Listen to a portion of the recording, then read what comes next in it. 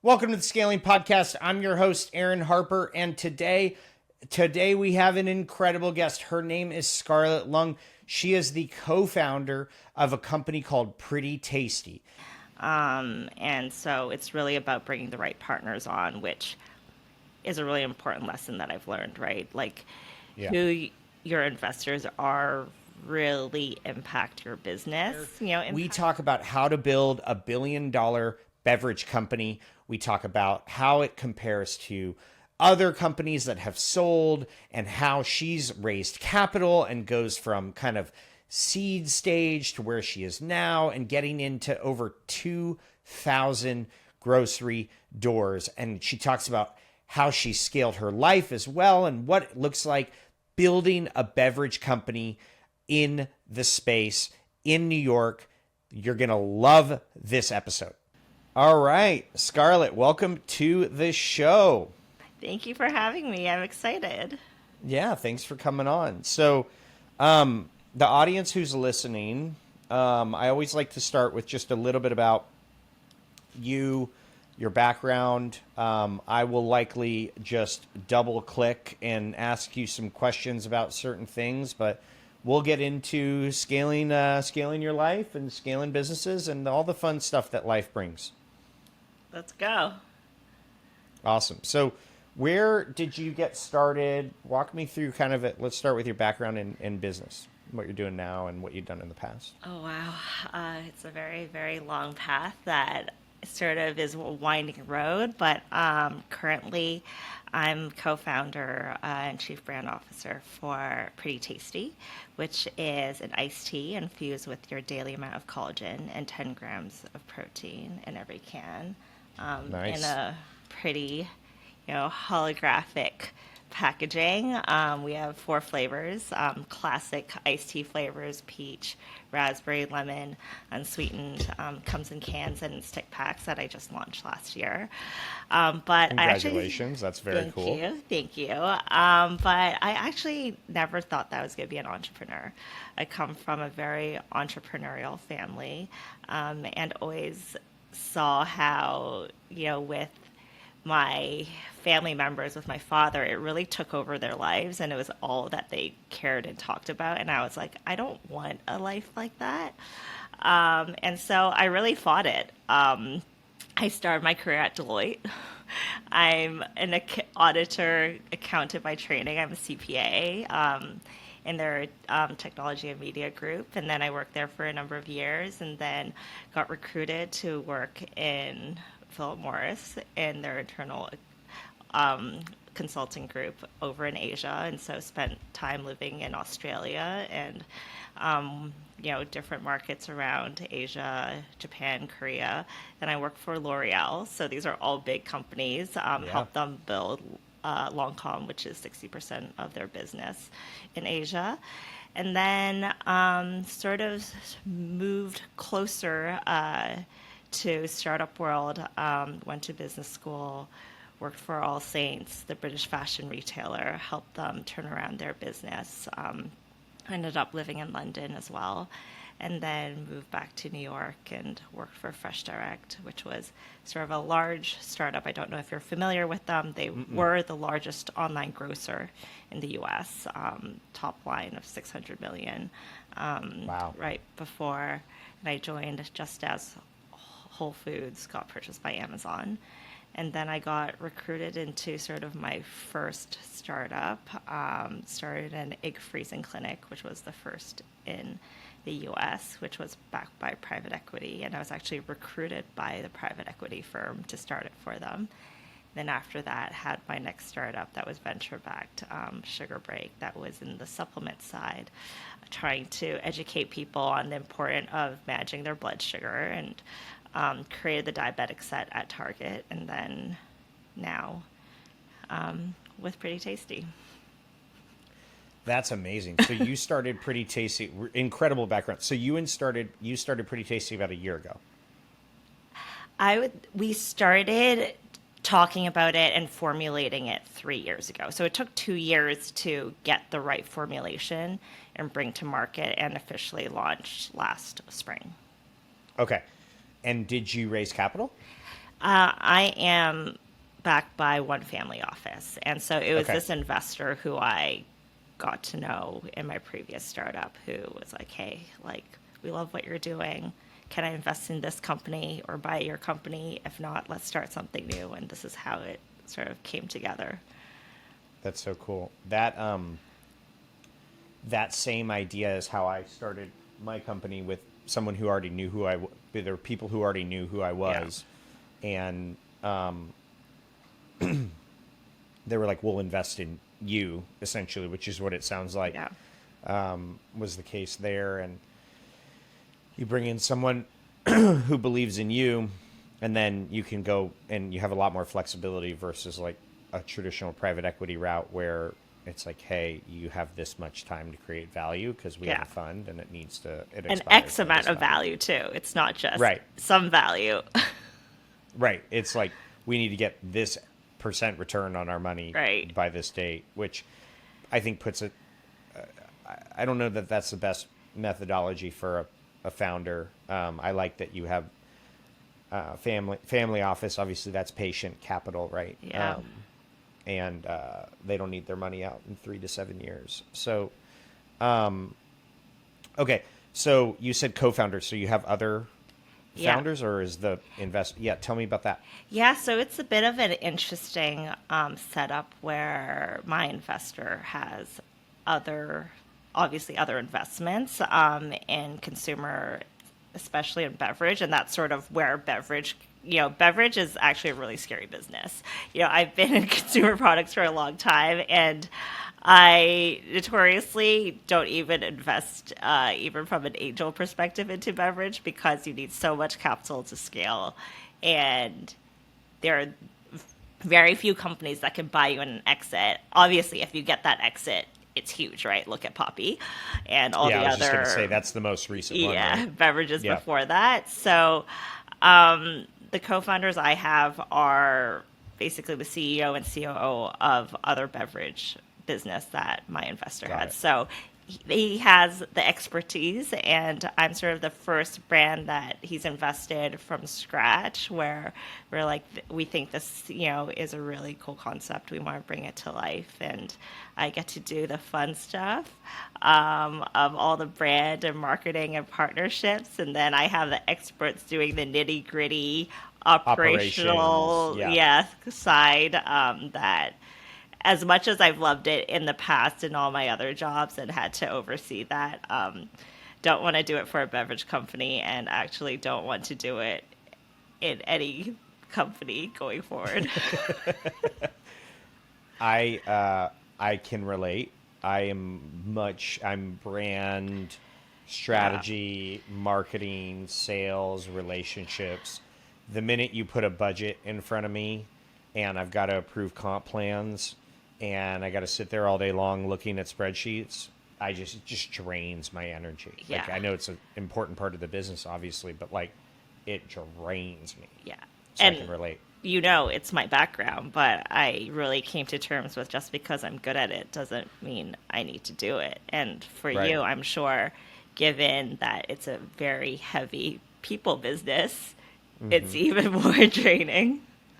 Yeah, yeah, totally. And so what so is the plan to go traditional venture route where you do a pre-seed round, seed, series A, series B, like kind of how do you see this business growing? Yeah, well, like you said, I'm lucky. I have some patient capital, so we can be really strategic with our raise. We have no pressure to raise money. And so it's really about bringing the right partners on, which is a really important lesson that I've learned, right? Like Yeah. who your investors are really impact your business, impacts your day to day, someone that believes in you and lets you do your thing versus, someone who's micromanaging, or, people who can actually bring strategic value to help you grow the business. So, we're eventually going to take on additional capital, but I think it will depend on who they are. And there's no pressure to do it, the traditional route. That's great. And so walk me through, I've got this idea for a beverage. Yeah. to where you're at now in terms of like how did you get it? How did you bring it to market? Talk to me a little bit about that. Yeah. Well, so we wanted to do a beverage, but we're also we wanted to be authentic to me and what I really believed in. So collagen is by far my favorite supplement. Like I've been taking it since I was a child, not as a supplement form, but I'm Chinese and it's a big thing for us, food as medicine. My grandmother's been telling me that if I want good skin, I have to eat collagen. And I think every Chinese person has had that lecture from someone. And, when you're a kid, it's easy, you're eating at home, like the food, the dishes, all of that has it. As an adult, I started taking collagen powder and I would put in my coffee in the morning. And then one morning I was just like, this actually sucks. Like, I used to really enjoy my coffee as part of my morning ritual. Now it tastes gross because I put this like gritty powder in. And also it's really annoying. It gets stuck to my cup. Like I have like all these dishes I need to do. There has to be a better way. And, I come from beauty as well. And I saw, I thought about how ingestible beauty has been around for decades and has been really popular. Looked at how functional beverages are really taking off in the US and what's inside. People don't really understand what a prebiotic or a probiotic is or what ashwagandha and how much they actually should take. But actually collagen has been so well marketed by, like Vital Proteins that people know exactly how much they need to take each day. And it's actually a very simple proposition. So if we could figure out how to sort of introduce that in beverage form in a way that's really delicious and refreshing, I would certainly love it. I know, people around me would love it. So we thought there was a market there. And tea, I'm very nostalgic. I love iced tea. It's one of my favorite things. Honest tea, I loved it. Bought by Coke and then got shut down, leaving a huge gap in the market. So it was a mix of really market opportunity and, things that were authentic and that I really loved. And so we started formulating. I take bovine collagen, so that's the base of the collagen that's in the drink. And it was tough. Like I said, it took 2 years because we really had to work with our manufacturers and our flavor houses to make sure that it had a really refreshing, mouthfeel. It didn't have that sort of thick viscosity. You couldn't taste the collagen. It was easy to drink. It's 0 grams of sugar. So we used stevia, and we had to make sure that there was no stevia aftertaste. And so that took a while. And then, beverage is a bit of a distribution game. And so we decided to launch at Expo West, which is, the largest consumer products trade show last spring, and announced that we're coming out with this product. And then soon after, I pitched it at a big beverage conference that had judges from like Whole Foods and Coke, and we won Best New Beverage. And we were like, okay, like, let's run with this. That's great. So you launch it at that show. Yeah. You get awarded Best New Beverage. Yeah. Then what? How do you get it on shelves? How do you get people to buy it from you? How does the business model work from there? Yeah, so at the trade show, that's when all the buyers come by from all the grocery stores and distributors. Beverage is a really, I guess, as maybe because of prohibition or, it's a multi-layer business. I don't know how well you know it, but you have to sell it. That's why I'm curious. Yeah, you have to sell it to a there are multiple ways to do it, but like for large grocery stores, like, a Whole Foods, Kroger, all of them have to go through a distributor. And there are really only 2 you could choose from in the country. Oh, really? Yeah. Wow. And they have multiple warehouses. So, like, it's a bit of you sell it to them because the distributors are so large and powerful that they have reps that work on behalf of each of the grocery stores as well. So like, not only do you need to sell it to the buyer who's a beverage buyer at the grocery store, you also need to get them on board to actually hold your product. And so whether or not they hold your product is, if a retailer wants it, you can either, they love you, they bring you in, and they push it to who's stocking from them, or you get a retailer to request that they stock you. And so you have to sell to both sides. And then for like more local distribution, like in New York and like bodegas and that, you get local distributors to help you with that, with local salespeople to push it into stores. So we started off with like the larger retailers. We're really lucky to have, CVS as one of our early believers. And so huge, sort of network and distribution. Massive. Yeah. That's massive. And then earlier this year, we got into Sprouts as well. And then we're in other, West Coast grocers. And so that was helpful because of those opening up. We were immediately stocked in almost all of the distribution centers for these, Kehi and Yuna, which is one of them. And because of that, other grocery stores that are smaller are able to order from them because we're already stocked. And then have, in New York, we're in over 200 sort of smaller grocery stores and bodegas, and that's through a local distributor here. So we've gone from 0 to over 2,000 doors nationwide in a year. That's insane. That's really impressive. And is the majority of that you calling and getting relationships, or do you build a sales team and then manage the sales team? I have a sales team and a broker, but I, like any entrepreneur, I like to get in front of them, and I think it makes especially a huge difference. They're like, it's not what we do. I'm like, doesn't matter. I'm like, I'm showing up. I am coming to these meetings. They can't ignore me. They have to talk to me. If they want to say no, they have to say no to my face. Yeah.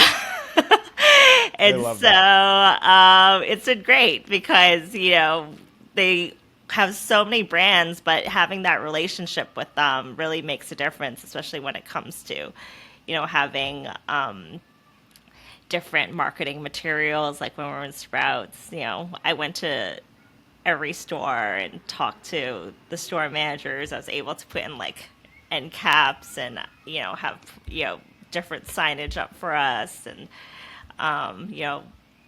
even put like marketing around each of the cans because I got to know them. It's all relationships, right? Yeah, it always is. AI can't do that. No, not at all. I like AI proof businesses, and AI is not going to be power washing anytime soon, and it's certainly not going to be creating a beverage anytime soon. So I think you and I are both safe for the time being. For the time being, yeah. For the time being, until Elon rolls out his robots and they start to take over the world. And they're friends with the other robots. And they're friends with the other robots that make the decisions and everything like that. So let's you mentioned Poppy, right? So how do you go from where you're at now to Poppy? Like, how many doors are they in? Like, how do they, because they transacted for what, like a billions? Something? Yeah. So, like, what's the path? I'm sure you've thought about this. You're a founder. Like, how do you get there? Yeah, I mean, I don't know how many they're in, but my goal is to be in like 50,000 doors. So, like, it's a lot. You need to be in a lot of places in order for scale. And it's just the math of creating beverage. Like, it's expensive to ship heavy product, and the margins aren't very high because there's only so much people will pay for a drink. I mean, that's why patient capital is important, and having really strategic investors, because if you listen to even Lance, who founded, all these amazing, like C4 and all these like other beverages, you lose a lot of money in the beginning because it's expensive to manufacture, but you can't just because you don't have the scale, you can't start charging $7. And it's also a lot Right. of market testing, right? Poppy first came out as more like a kombucha in a glass bottle called Mother. Like it looks nothing like Right. what it is now. So it's your ability to sort of be really quick and pivot and understand what the consumer wants. I mean, I'm changing packaging like the third time probably in the last. Every single time we're in market, I get more information when I'm talking to our retailers, when I'm out there sampling in person on what's important. And you keep on iterating because you can. And I mean, look at, like, this is the original, and it's very sparkly and pretty, jumps off shelf. Right. But then you can't really read what it is. And I don't Got have it. the brand awareness that people Right. will look at it and know what we are. And also learning that, this is peach, this is raspberry. On shelf, they look kind of similar.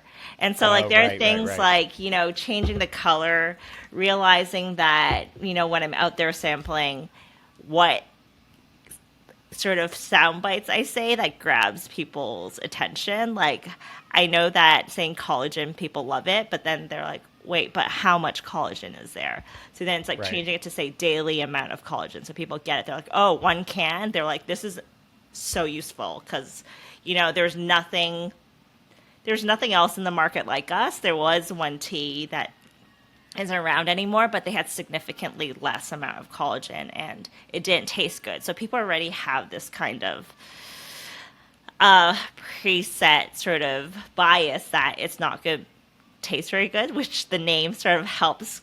You can't really be called pretty tasty if it's not tasty. It's kind of in the Yeah, description yeah, of I know. the When I was title, yeah. like, we were working through it, I was like, I'm gonna be really mad if it doesn't taste good, and then people are gonna like nickname us like pretty nasty. Yeah. And knowing that people really care about protein these days, and people don't realize that collagen is a protein, and because it's such a Right. high quality collagen, it's 10 grams of protein, and so when I say that, people love it, and so now we're putting better,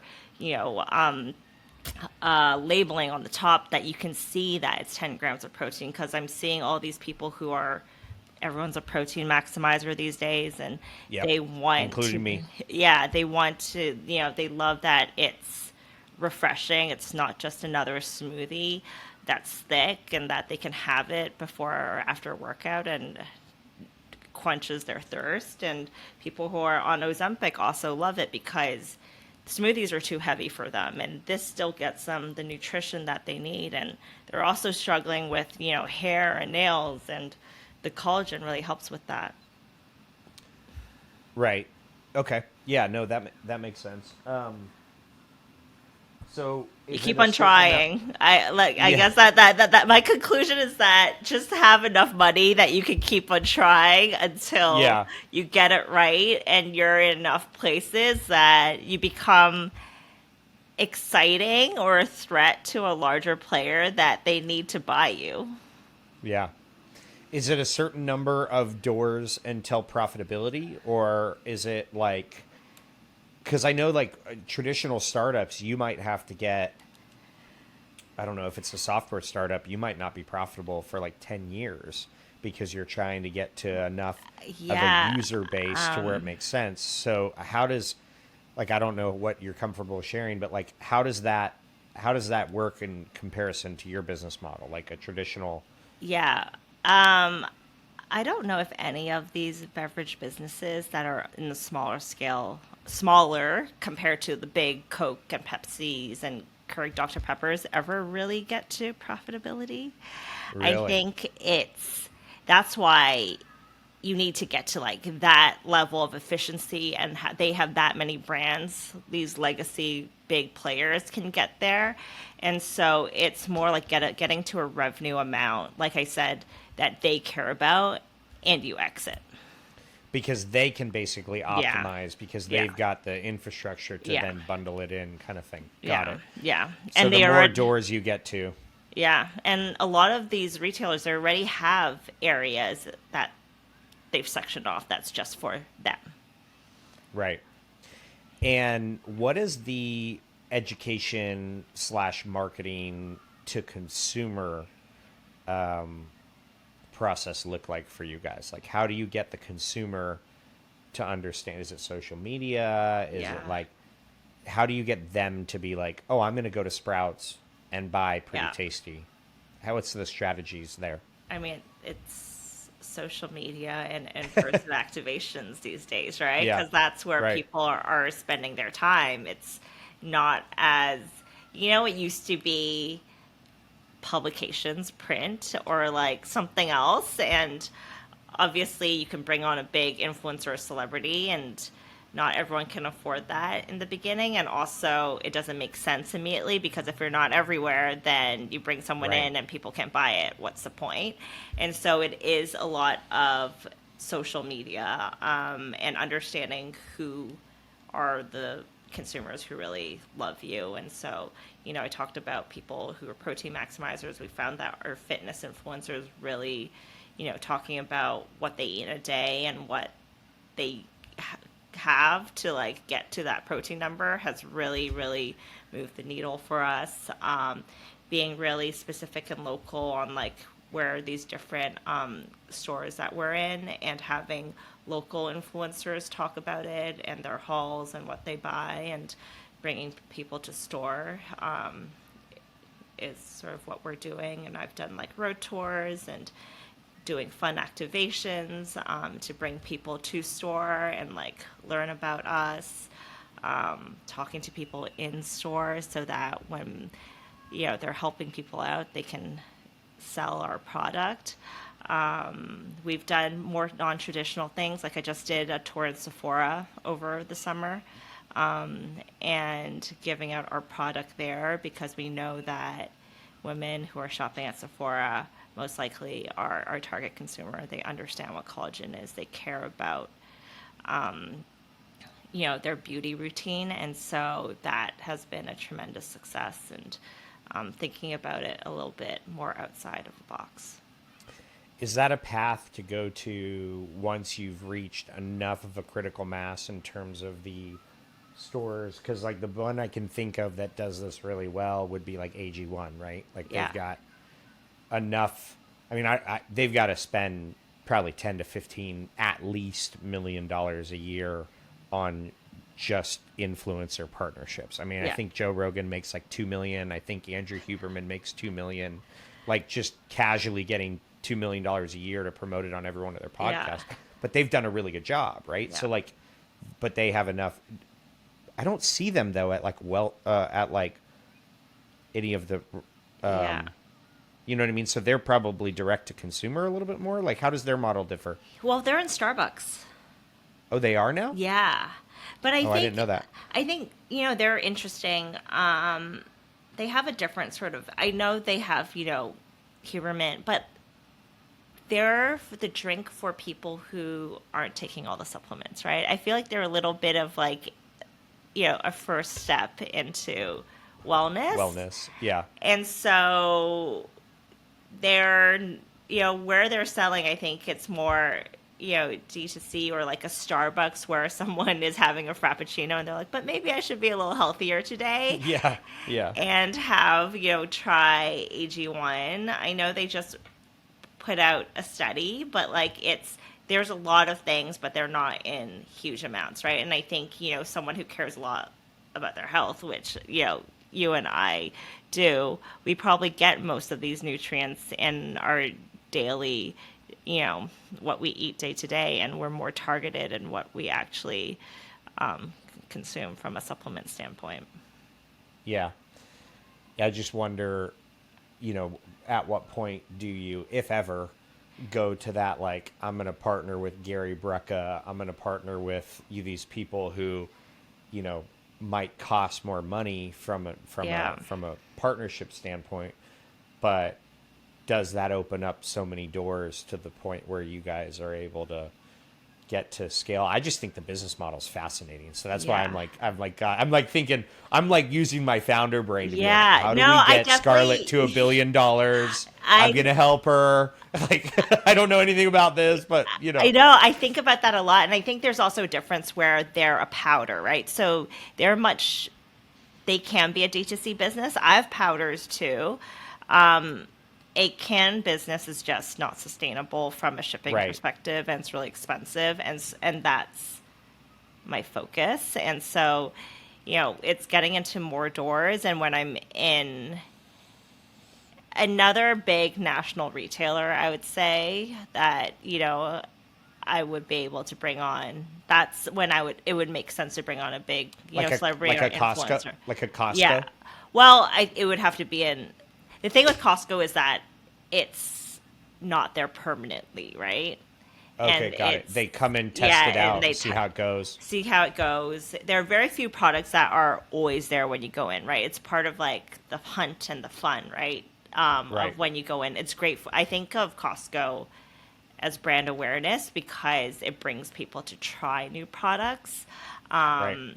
for the most part, but it's very, very difficult to get it to make sense as like a permanent retailer, which also doesn't really happen. But you need to also be at a discount. And then if you're at other large retailers, like that messes up their business, I right? got So it. you have to be quite careful with that. But I think, I'm saying like if we're in a Walmart or a Target or somewhere that basically anyone can access, then that's when I can bring on someone. I see all these things on Instagram, and probably it's the algorithm knows that I like healthy things, and I like, finding things that are Yeah. interesting. And, like, it's funny you're talking. Here's a perfect example of like, have you seen this thing before? Yes, yes. Oh, yeah, we're getting the same algorithm. I keep on getting served that. Yeah. So I was like, okay, 30 grams of protein, and I don't have to make a protein shake. Yeah. It's not like, it doesn't taste the best by any means, but Yeah. it's like, it's for utility. Yeah. But the way that happened is it got into a Costco. There's all Yeah. these Instagram reels that are like 30 Yeah. grams of protein at Costco. And then all of a sudden people are like, oh, and then like I ordered that on Amazon as an Yeah. example, because I was like, I'm not going to go to Costco. I can just order it and try it, see if I like it. And it's just utility and speed. And Yeah.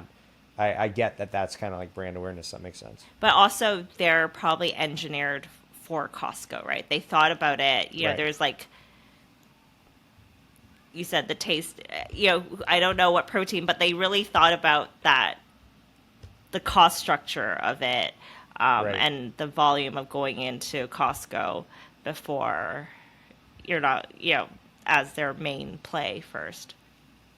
Yeah, no, that makes sense. What are some of the things that your previous careers, because it sounds like you spent some time, like what are some Yeah. things that you learned from that have helped you launch this company?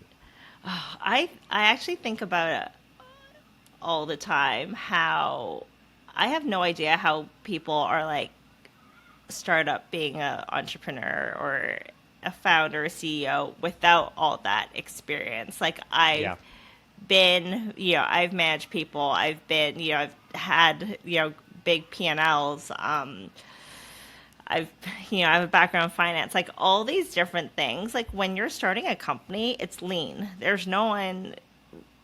You try to do the most yourself because that's the most sort of cost efficient way possible to start your company. And I can't imagine not having all of those experiences and having to learn all of that from scratch on something that's that high risk with no Yeah. one to lean on. yeah, So everything is helpful. I think all these different companies, even like my other startups, like has taught me to really not take myself so seriously. And also it's better to fail faster, and don't get, perfection, get in the way of good. I think those are sort of things that, I live by. It's better to be fast and pivot and try something because you never know. You can like be so sure about something being good. You can use, you can survey people, you can, do little study groups, and it still might not work. And so it's better to get something out in the market and see how that performs, than to just wait. And also, I think there's nothing, and from coming from a retail background, there's nothing better than to actually interact with your customers and get their feedback. And that's why I still, my favorite part is interacting with our community and going to do sampling, because that first sip and the look on their face doesn't lie. Like, they're not gonna, you can tell if they like it or not, and you can tell if they're gonna buy something or not, because they're gonna turn around and go buy your product. Right. Yeah. I mean, I can relate a lot, because so when I was working, I worked at a company that essentially did what I do now. And I was an employee, so I wasn't managing all the departments, but I saw how all the departments worked, and I worked on the leadership team of these different companies. And then I was like, okay, like I can do this better. I know like that this needs to be tweaked, and I can't change this because I work at a company here and they won't listen to me. So I'm going to take this risk, but it was a calculated risk in that I had done the thing before. Yeah. And I think that's an important piece of information for kind of our listeners and people who are considering founding a company, to say, all right, what level of experience do you have that justifies someone making a family office making an investment in you, or private capital saying, hey, like you're someone I want to invest in. And yeah, I couldn't imagine being like a Mark Zuckerberg and knowing nothing about business and just being like, I got this great idea, I'm going to build this $1 billion company. Like, I don't get that. Yeah. And like the legal ramifications, like you're creating a product, people are ingesting it. Like, the things can go really wrong. Like, I've had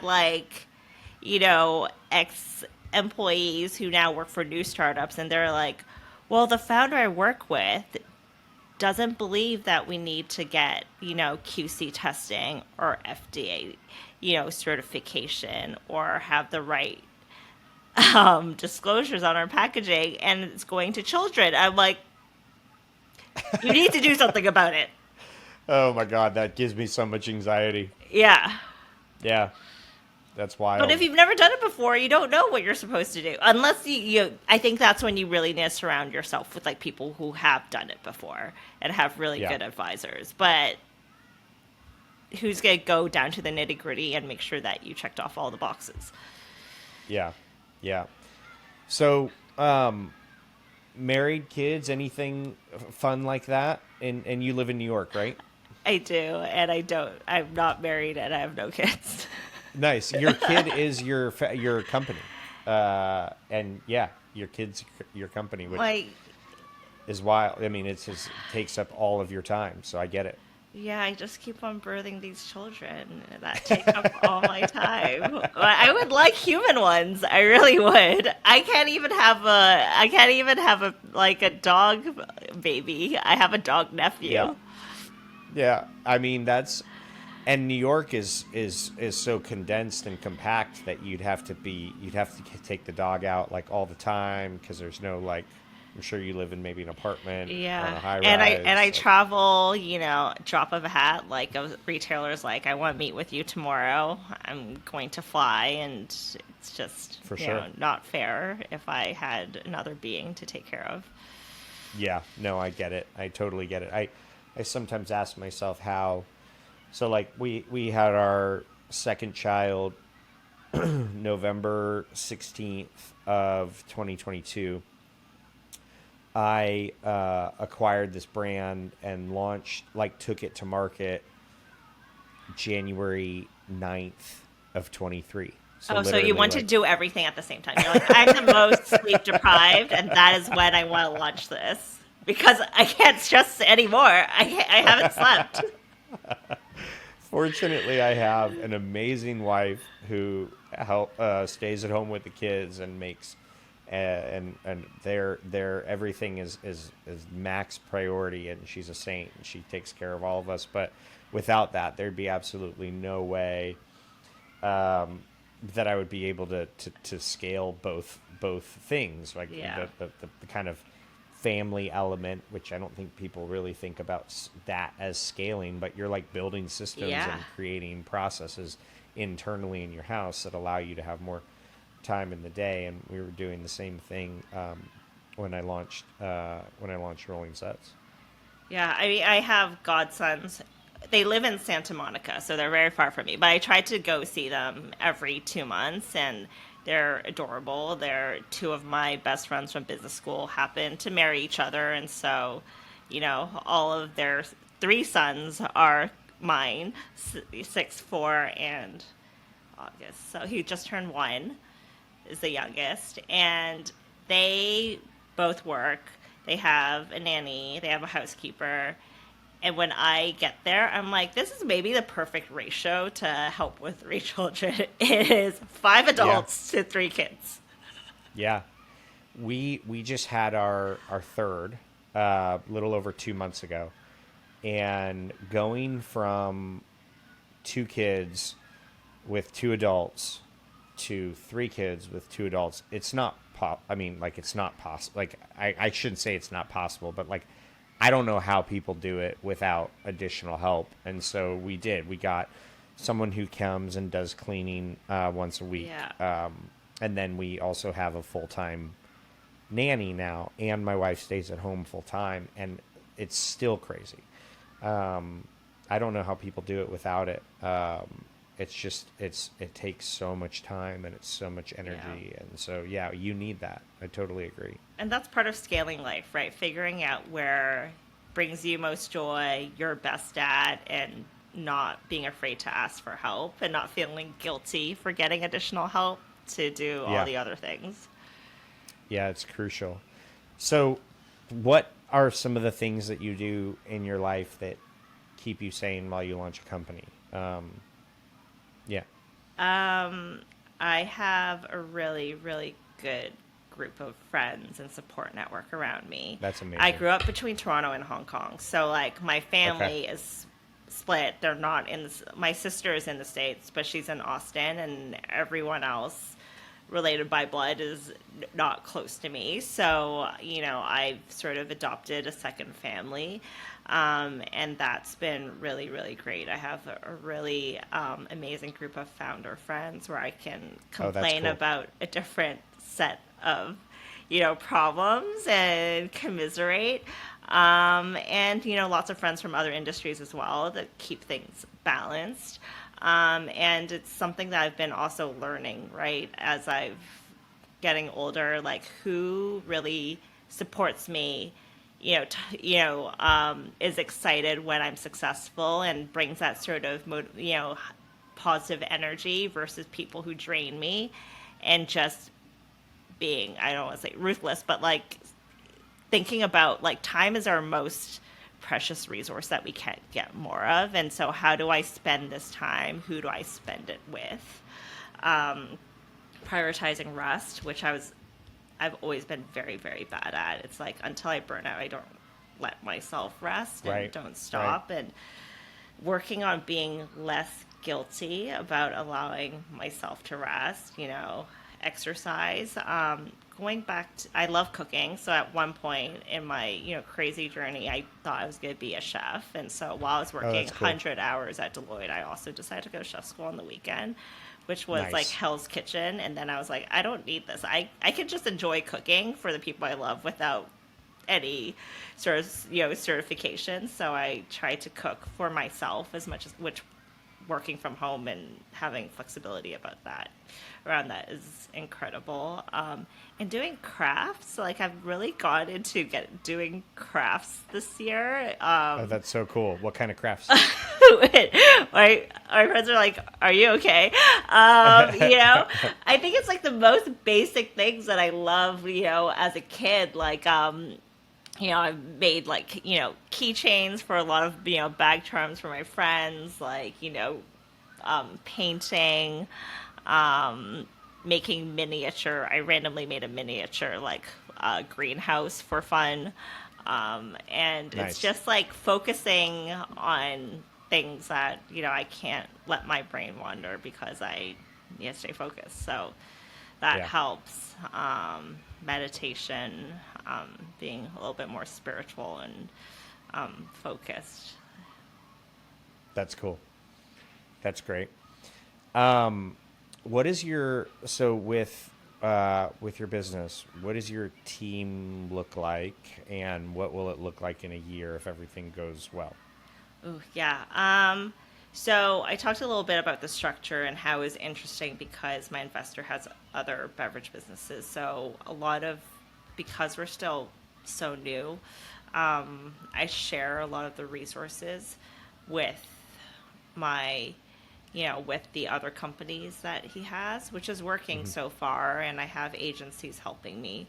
But I think in a year, I'm going to start bringing people in house. And I think the most important sort of side of that is really that marketing and community side. Like you said, like how do people learn about our business? How do you build that sort of relationship? And I think you need to invest in that side to really stay authentic and have a really clean voice that you can, express yourself in the market. And I think that's where I would, bring in people full time. Your so the would your investor be a potential buyer if they have of their beverage businesses? Like, is that a thought process? Like, at some point, is that No, part of the reason? I No. think we all want to sell to someone bigger. Okay. It's not his core. It's not his core business. So it's Okay. yeah. And Got it. he's not like we talked about who would buy us to make the math work, and you really need to be one of those big companies. Is it like a 5 to 10 year process to get there in a perfect world? Is it Yeah. a 10 to 15 year Five process? to Like what? ten, yeah. 5 to 10. Okay. Yeah. 5 to 10. And Hopefully closer to the 5 than to the 10. yeah, well, 10 is running a business for 10 years is significantly different than running it for 5. I hired a professional CEO to run my company about a little over 2 months ago. Good for And you. thank you. Thank you. That was always the plan. Just like, so with our business, like we award franchise territories. So, Yeah. sell for those listening, sell units, basically sign up franchisees, and then they go out and they grow their own businesses. And so the way the franchise business model works, it's probably not dissimilar to your business. Is like you're spending a lot of money on the front end, and the faster you grow, the more money you need to spend on the front end, because the franchisees who sign up, they need the most amount of support Yeah. when they produce the least amount of revenue for the business, right? And like we pay really high franchisee acquisition costs, meaning like we are paying, probably in your case, like you have brokers, you Yeah. pay them a portion of whatever they sell. Yeah. And it's the same with us. So like the franchise fee that we sell and we collect up front to sell the territory, it's kind of a loss leader for us Yeah. relative to our infrastructure. So basically, like in a perfect world, a franchisor gets to, let's just say, 100 open units within a condensed period of time, and then outgrows, I think, outgrows the founder. And then you need someone who is operationally effective enough to take the rest of the units that are sold above and beyond those 100 and get all of those open and create systems and processes that allow us to then add 2 or 3 or 400 more units. And the skill set necessary to launch a company from scratch, go 0 to 1, Yeah. is a significantly different skill set Yeah. necessary to go from 300 to 600. Yeah. And we're at 320 units now. So we we need to get to 600, which means we need someone who's done it before. How did it feel? Terrifying. Yeah, I mean, I think for me, like, one of the things that I had to realize, and this was largely last year, is that I am not my business. And in fact, if I am my business, it doesn't have a significant amount of value. It has less value, let's call it, not significant amount. It has less value in the marketplace. Because if I have to like wake up and breathe to make the business work, then if I move aside or I go do something else, whatever, like the business isn't valuable, which in a lot of cases, like you build a business to make yourself irrelevant so that the company has value, so that you don't have to work, 90 hours a week, which I think is necessary when you launch a company, and until that company gets to enough scale to not do that. But I mean so it was terrifying. To be honest with you, it still is. Not because he's not a qualified CEO, because I have to be okay not having all of the answers, and that's actually best for the business, which is and I think as founders, or really anyone who starts a business, whether it's a franchise or whatever, like our duty is to the business. Yeah. So it's like, what's best for the business, regardless of like how I feel. And so that was a big kind of unlock for me, is to be like, A, I'm not my business, and B, what's best for the business, despite how I feel in my brain, because business isn't feeling, it's all data, right? It's all what's best and that kind of stuff. So I ask you because I went through the same process last year, and this is like my first role, not as CEO, like, or sort of like a P&L owner for a really, really long time, like, the last 10 years. And so it was a bit of identity crisis, and I actually didn't realize how attached I was to being the CEO of a business until I wasn't.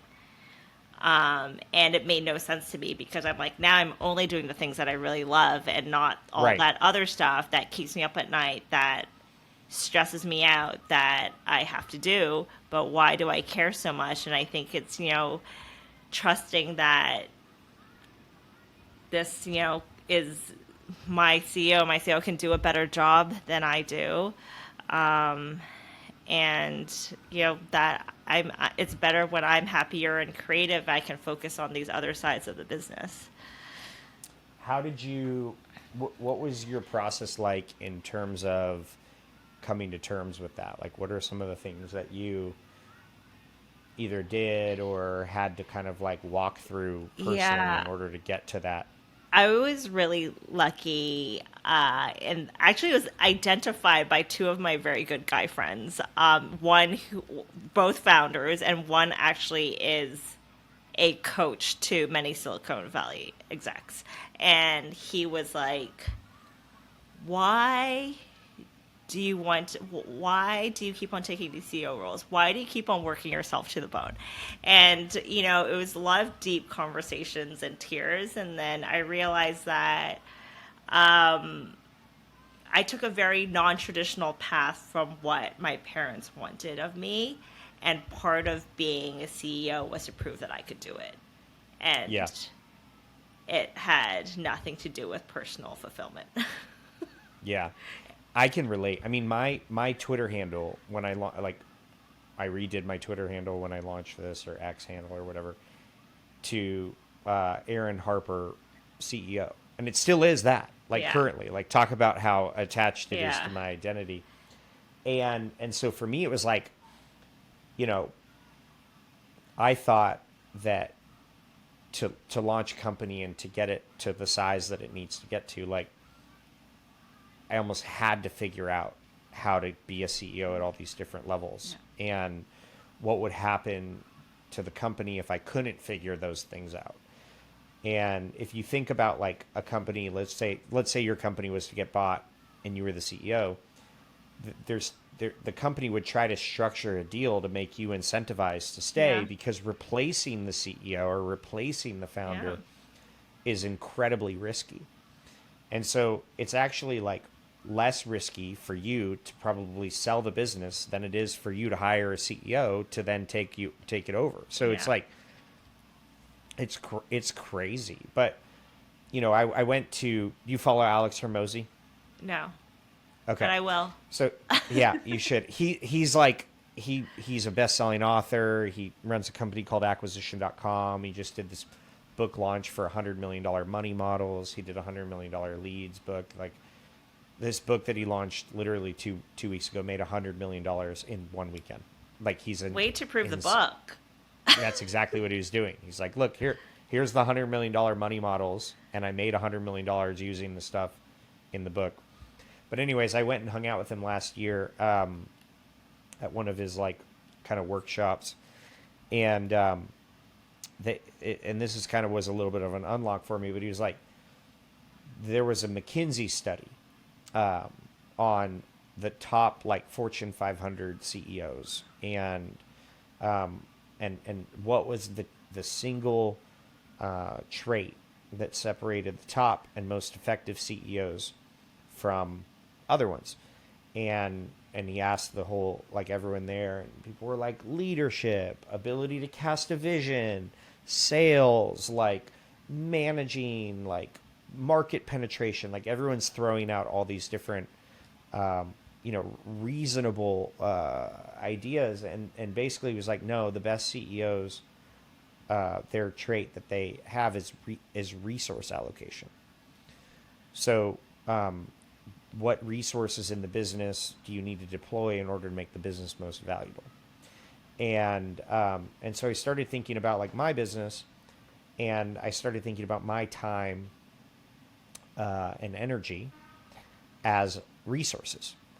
And I was like, would it make sense for me to take one of my executives who's really good at, let's call it operations, and say, hey, now you're going to focus your time doing this other thing, which is sales. You're not great at it. You don't like doing it, but I want you to spend 100% of your time doing sales. It wouldn't make any sense. Yeah. It would make zero sense to do that. Like, it would be a bad move as the owner of the company, as the majority shareholder of the company.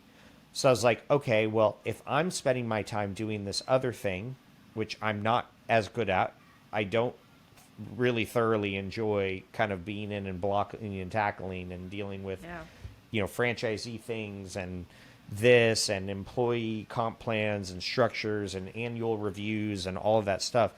So if it wouldn't make sense for me to allocate someone else's resources to do, or someone else's time to do something, it certainly doesn't make sense for me to allocate my resources doing something that I'm not as good at, I don't enjoy.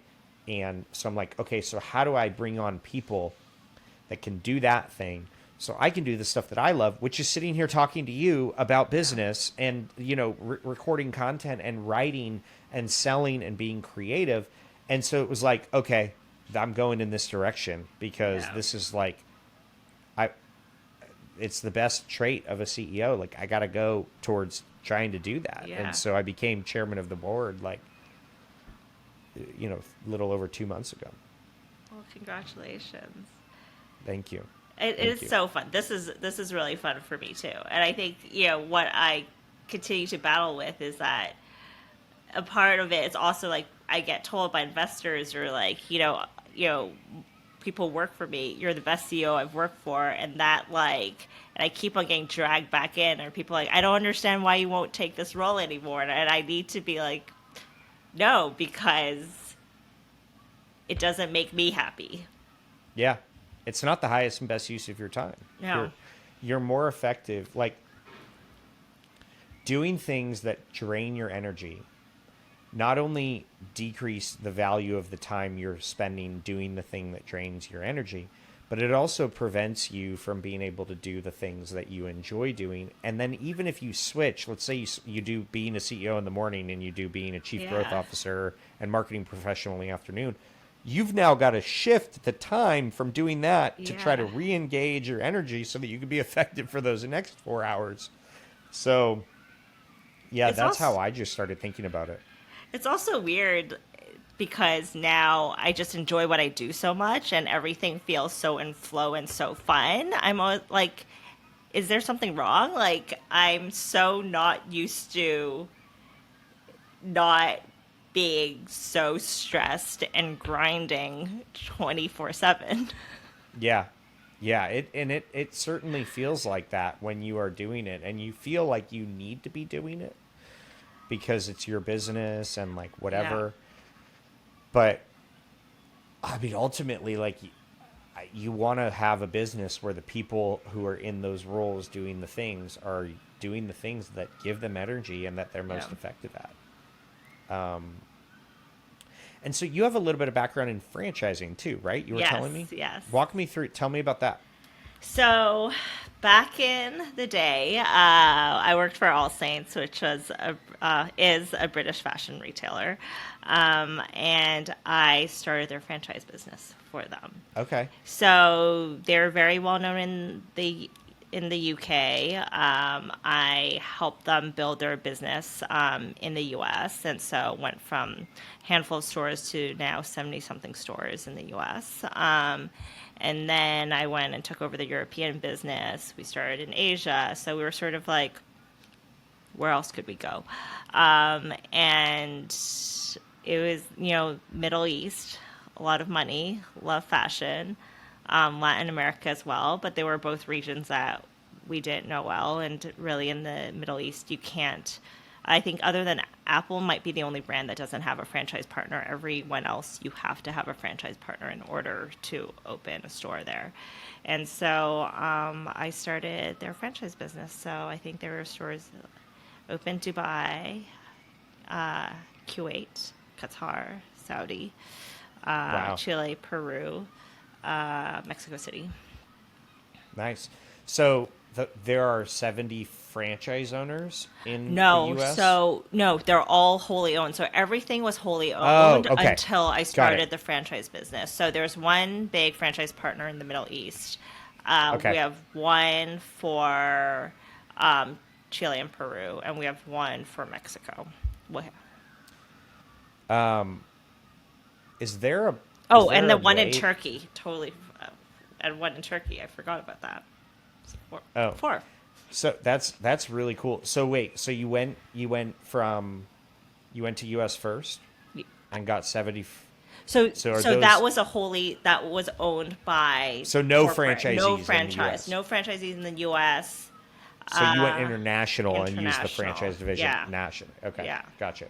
Even all the stores in That must Europe were owned, including Russia, by the brand. by the brand. Yeah, Okay. But then each franchisee. yeah, So you did that with zero experience in franchising? Just like, zero. oh my gosh, and the regulations are all different in all Thank those God I countries. had the best legal counsel. He You would was have to. I he mean, was that's wild. incredible. Like, I remember the first contract I signed was for the Middle East. It was like this thick, and I was just like, please explain to me in layman's terms, like what's going on in this contract. And every single time we had a red line, I'm like, just explain to me what I need to know. Like, I can't reread this Yeah. whole thing again. And he was amazing, and thankfully our partners were really, really great, and so that that went smoothly. Wow. That's really cool. So how'd you find franchisees? How'd you find your franchise partners? They were all like really well known, well known Franchisees of other brands. Yeah, so like the one we started in the Middle East, they actually own a lot of the big malls, and so we went with them because there was a new mall that was being built. It was gorgeous. We would get really prominent space in there, and other brands had worked with them in the past, and so we vetted them. Same with in Latin America, like the franchisees we had both owned malls and department stores, and so they knew the retail business and had a reputation. That's cool. How can you use that to help you scale, like that experience to help you scale Pretty Tasty? Well, I've had so much international experience, of course. I think about international expansion, and I think Yeah, I that's bet. where it, you know, is helpful because I know partners from all over the world. And so I know if I were to, expand outside of the US, who I would call and who I've worked with, and understand some of those regulations out there as well.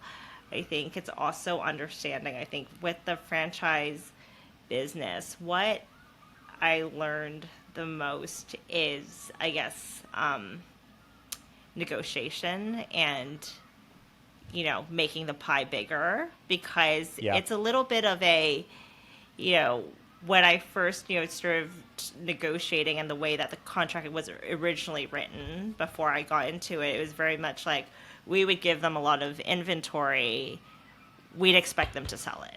And Hmm. you talking about that investment in the beginning, when the minimal revenue, that's when you need to invest the most. I think I had sort of rewritten it and thought about it in a way that's like, how do I make sure that they don't feel like the burden's entirely on them, and they feel that this is a true partnership, that we're growing the business together, and what tools can I, and processes can I create to make sure that they're successful in their countries, Their market, because their in their countries. Yeah. market, because they're obviously market expert, and being able, especially in fashion, you hold brand very tightly and you want it expressed in a certain way. And I think you need to respect their culture in order to make it succeed.